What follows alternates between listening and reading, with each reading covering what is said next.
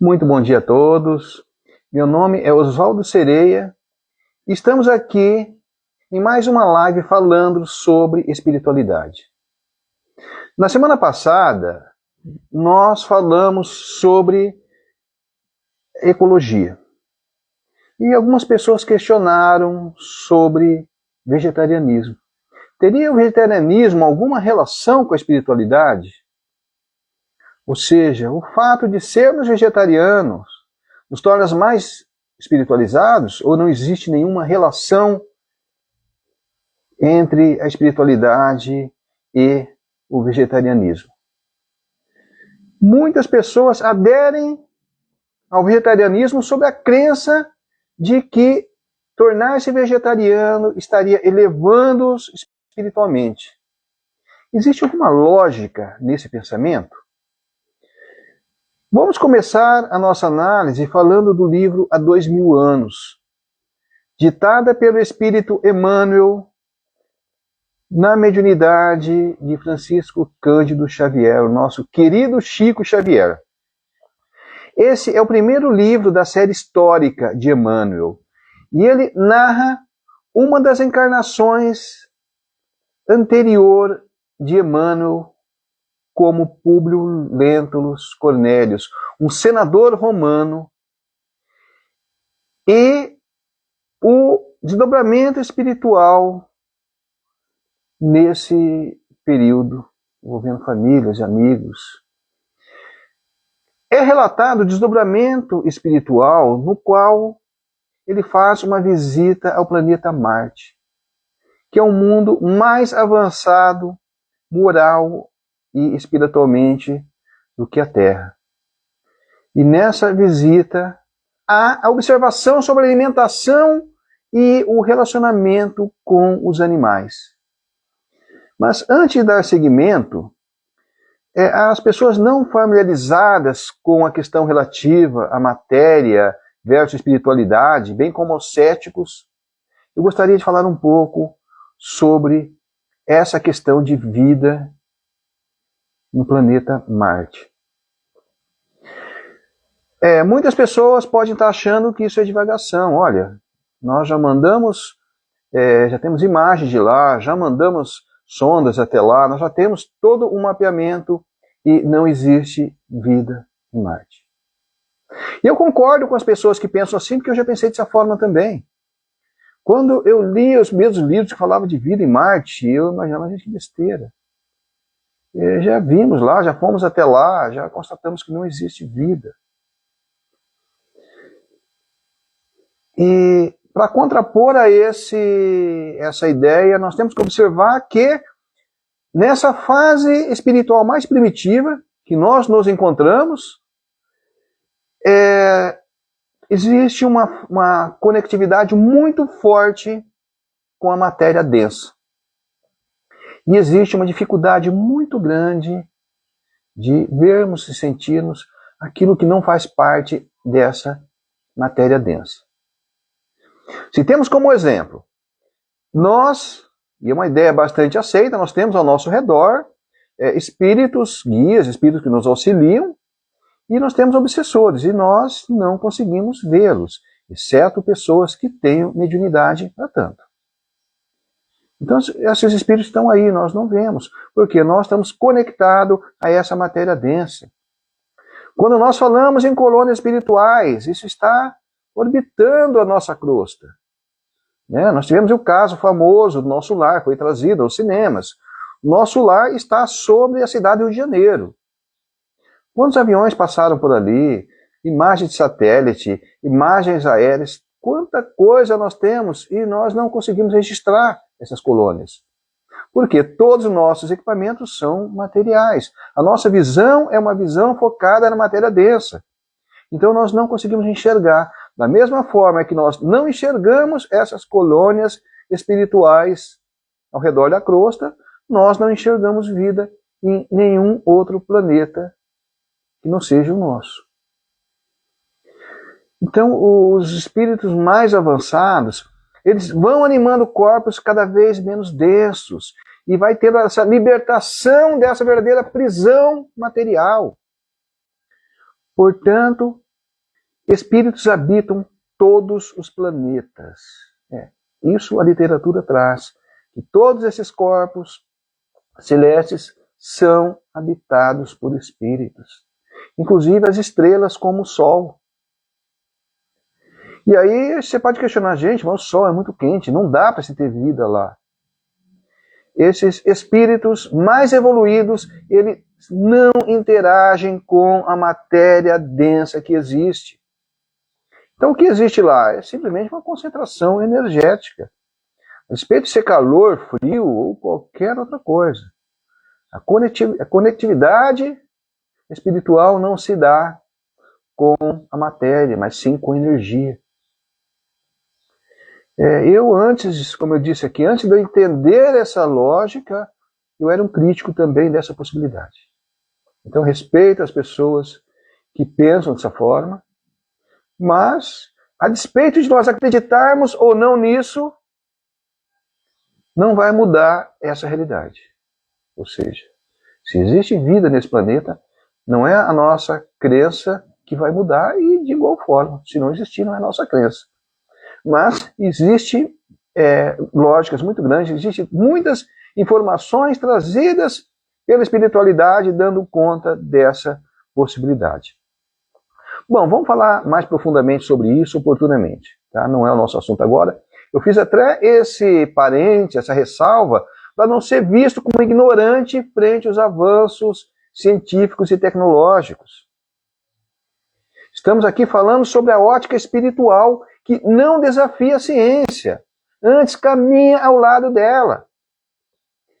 Feito essa ressalva, voltemos aos relatos advindo desse desdobramento e as informações trazidas dos espíritos que habitam o nosso vizinho planeta Marte. A descrição dessa sociedade marciana, ela reforça a ideia de que a evolução moral leva ao respeito integral à vida, em consonância com a lei da destruição e a lei da conservação, que são trazidas em O Livro dos Espíritos. Bom, esse livro, esse relato trazido por Emmanuel, ele traz que os habitantes de Marte não consomem carne. A alimentação lá se baseia em frutos e vegetais. Eles consideram o abate de animais para consumo uma prática primitiva. E é interessante esse termo abate, porque é um termo bastante pesado, né? E a gente acha que não, é normal, temos isso como tudo normal. Nós tiramos uma vida que está ali se desenvolvendo e nós achamos normal isso. Então, nesses países, nesses planetas, os animais são companheiros, sendo tratados com carinho e extrema deferência. Existe o senso de que essa vida animal, ela é animada por espíritos em evolução. E aí a gente perde um pouco essa noção, né, de animal, porque nós temos essa visão que animal é algo totalmente alheio ao homem. Não é. É uma fase de evolução desse espírito.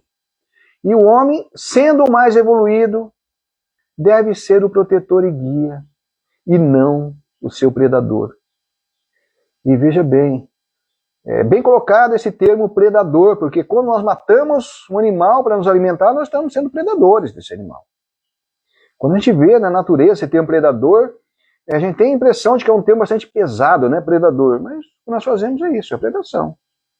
Toda vez que nós matamos um animal para nos alimentarmos, nós estamos sendo predadores. E a proposta trazida é de que sejamos protetores e guias desses seres animados por espíritos que estão em fase de evolução. E toda vez que nós tiramos a vida de um animal, nós estamos interrompendo esse processo evolutivo. Bom, a ideia central transmitida, né, pelo livro é que em mundos mais avançados o homem já superou a necessidade da alimentação carnívora. elevando-se à condição de protetor dos animais, reconhecendo neles a fase de vida inicial de desenvolvimento sobre a mesma lei divina que anima os seres humanos. Então, nós temos essa ideia de que todos nós fazemos parte de um mesmo processo.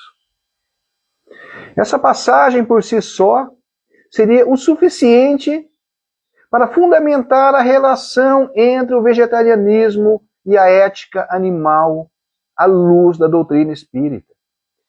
Existem, no entanto, referências complementares que reforçam o vegetarianismo como uma consequência natural da evolução moral e espiritual. Em O Consolador, na questão 129, pergunta-se: é um erro alimentar-se o homem da carne dos animais? Emmanuel, em resposta, afirma que a ingestão das vísceras dos animais é um erro de enormes consequências, do qual derivam numerosos vícios da nutrição humana. E continua: é de se lastimar semelhante situação.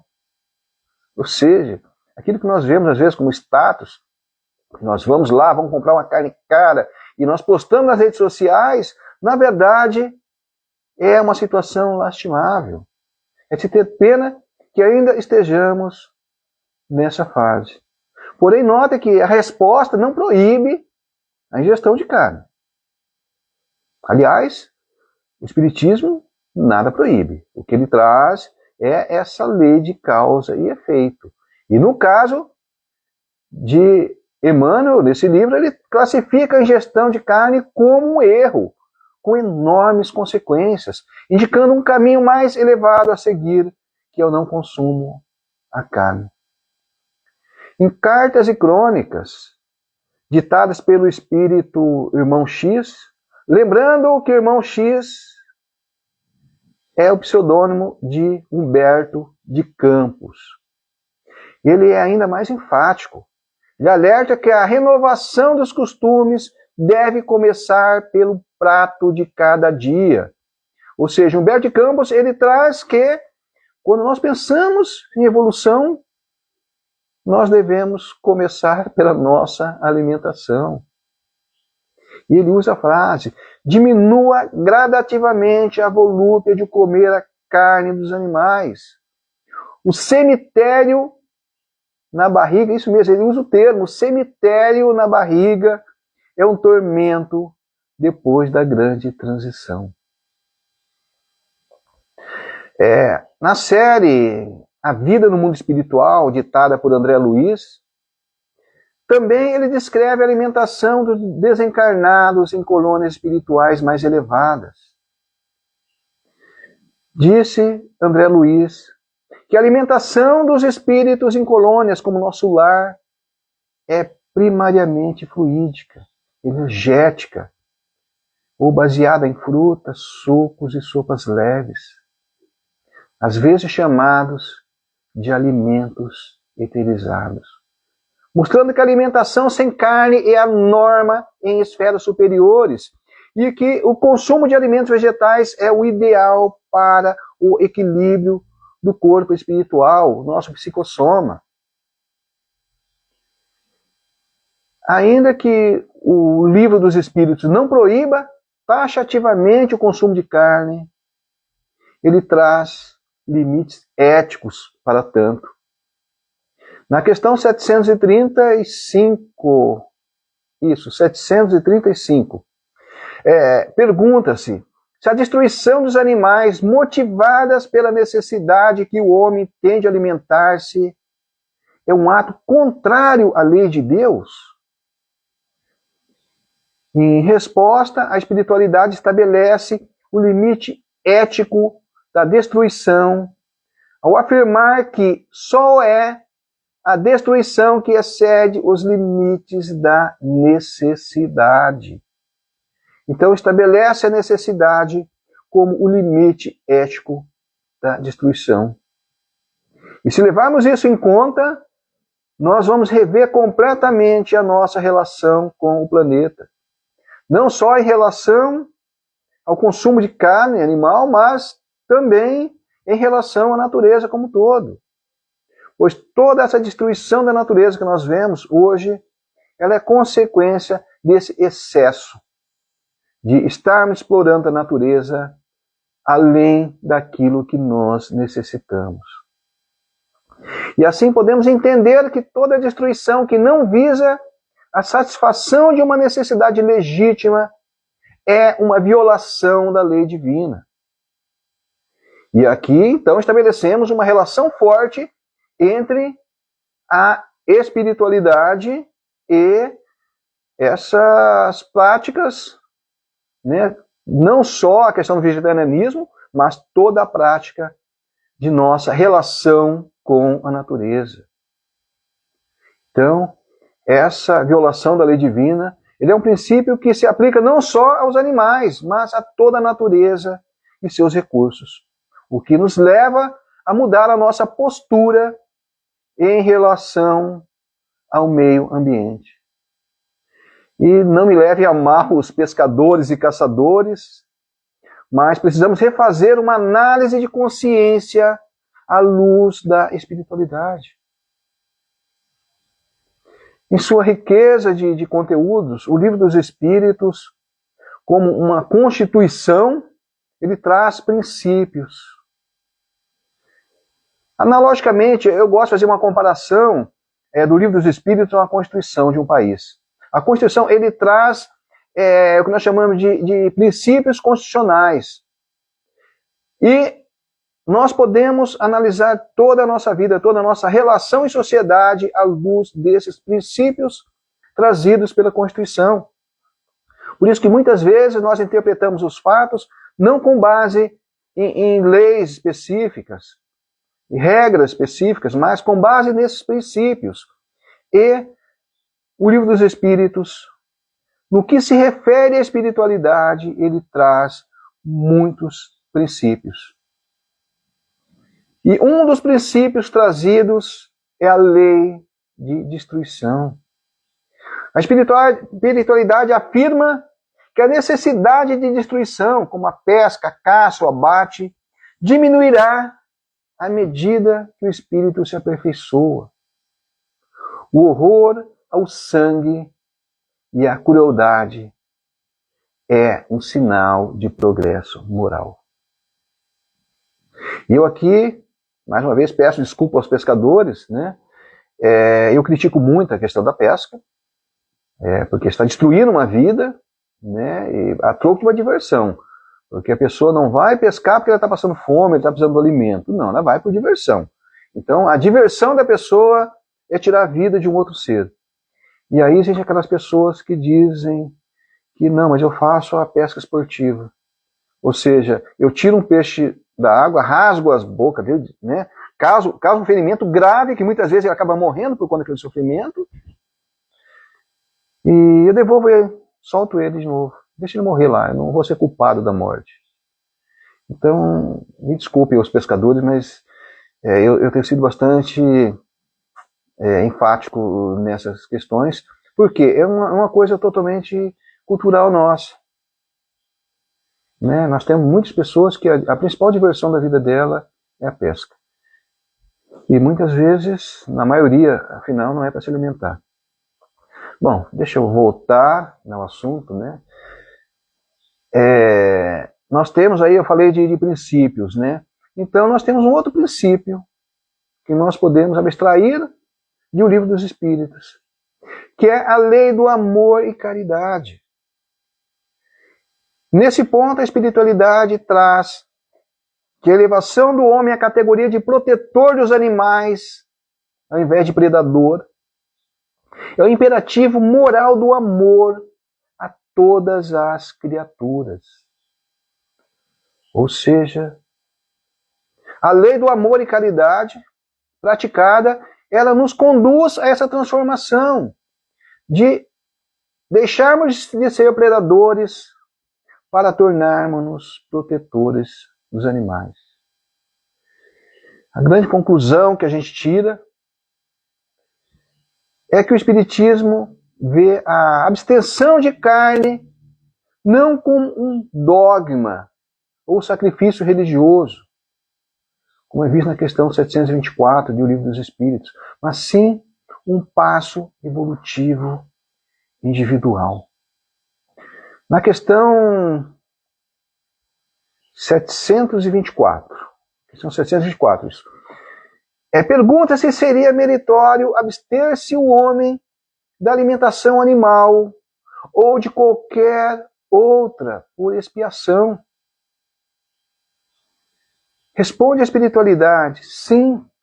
Se praticar essa privação em benefício dos outros, aos olhos de Deus, porém, só há mortificação, havendo privação séria e útil.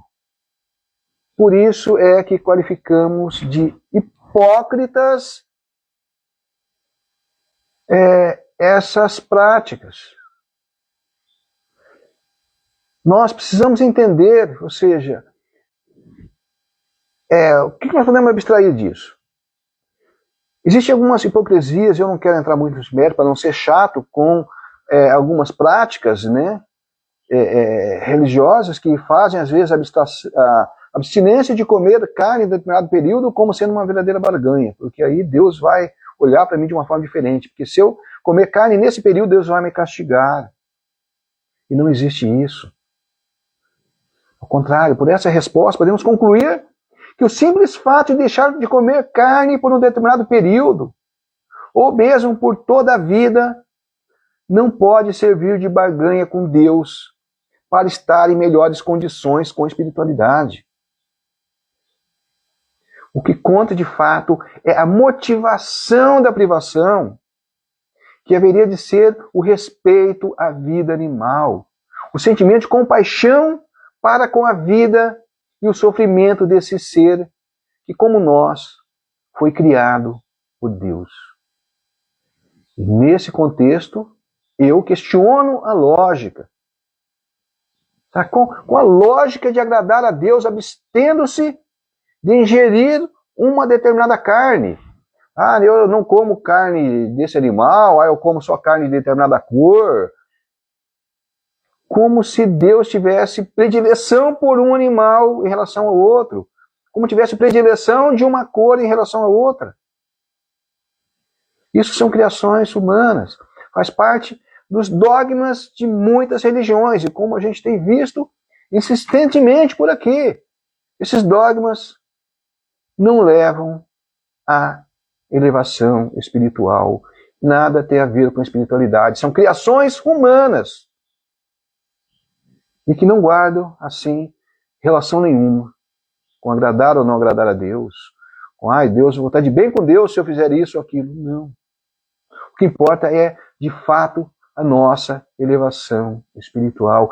E eu me questiono também a ideia de que essa abstinência, vamos dizer assim, porque a gente percebe que em muitas pessoas existe essa abstinência mesmo. A pessoa deixa de comer, meu Deus, não aguento, não vejo a hora de chegar até o período de me voltar a comer carne, não aguento, a pessoa deixa de comer carne naquele sacrifício.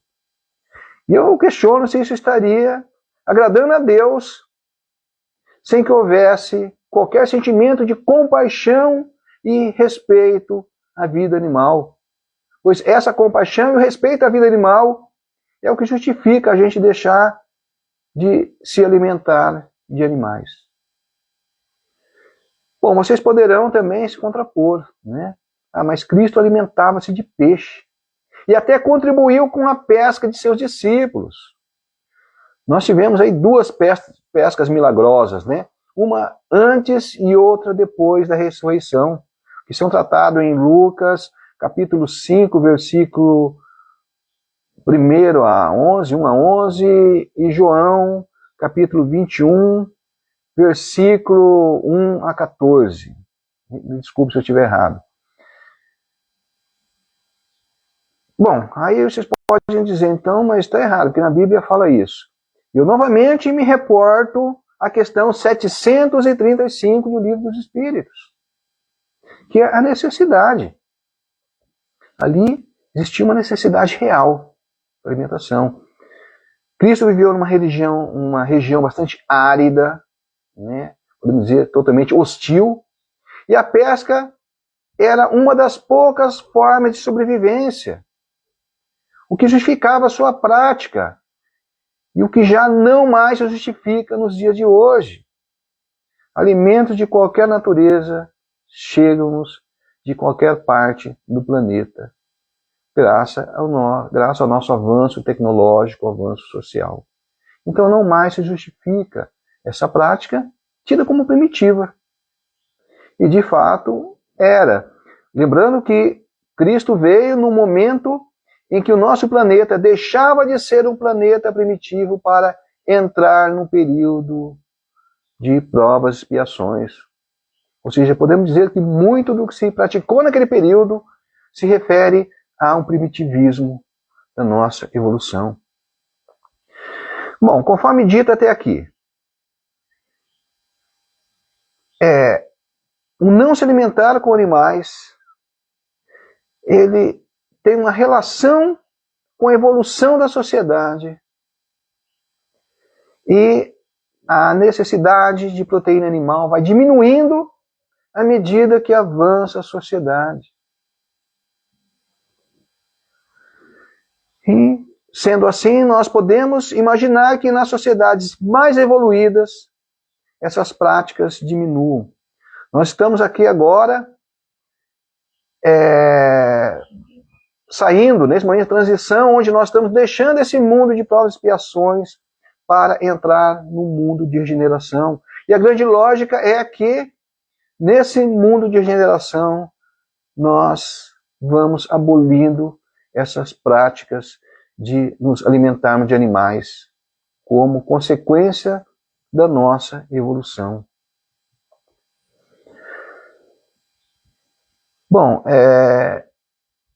eu quero voltar um pouco nessa questão, né, que muita gente, quando eu falo, né, eu sou bem crítico a essa questão da pesca, né, os pescadores aí que me desculpem, mas é o meu lado chato de ser, né, ambientalista, algumas coisas, eu critico muito essa questão. E as pessoas sempre usam esse exemplo de Cristo. Não, mas de Cristo vai pescar, vai mais pescadores, usa muito isso. Agora, como foi dito até aqui, é uma prática mais primitiva. Tá? E se nós vamos usar esse primitivismo para defender essas práticas no dia de hoje, nós precisamos então abrir mão de certos pressupostos da modernidade, como ar-condicionado, entre outras facilidades trazidas pelo mundo moderno. Ou seja, o mundo evoluiu em muitos sentidos.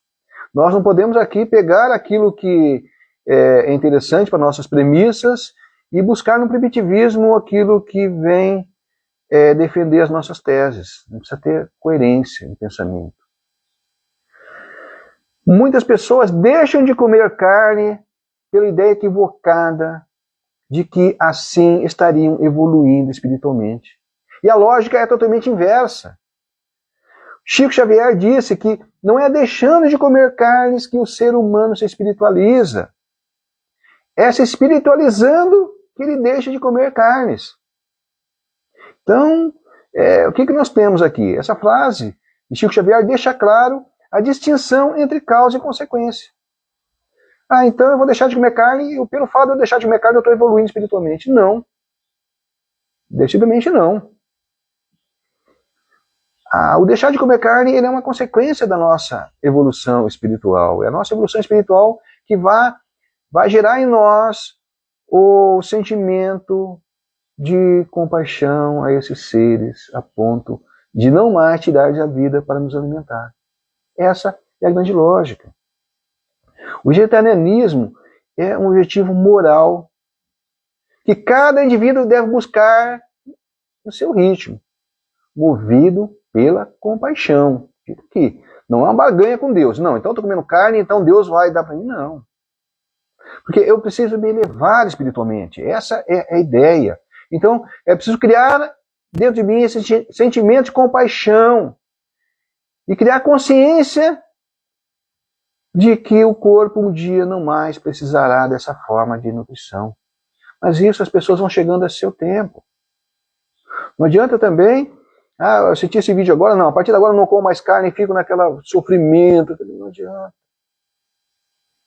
Então nós precisamos ir evoluindo nesse pensamento. É uma coisa gradativa. A evolução humana não acontece do dia para a noite.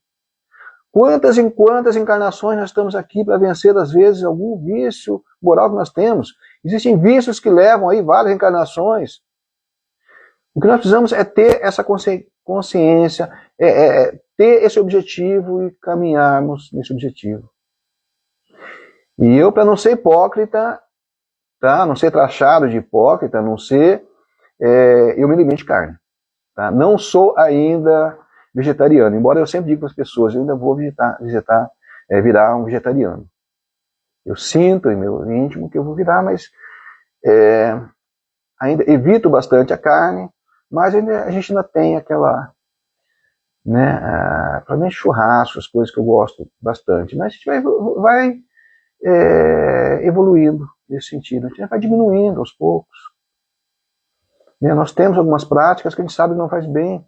Questão de bebida, a gente fala, tudo bem, eu não sou alcoólatra, eu não sou dominado pela bebida. Então eu tomo aí, final de semana eu tomo uma cerveja ou outra. A gente sabe que no futuro nós vamos abolir completamente isso de nossas vidas. Mas vamos diminuindo gradativamente.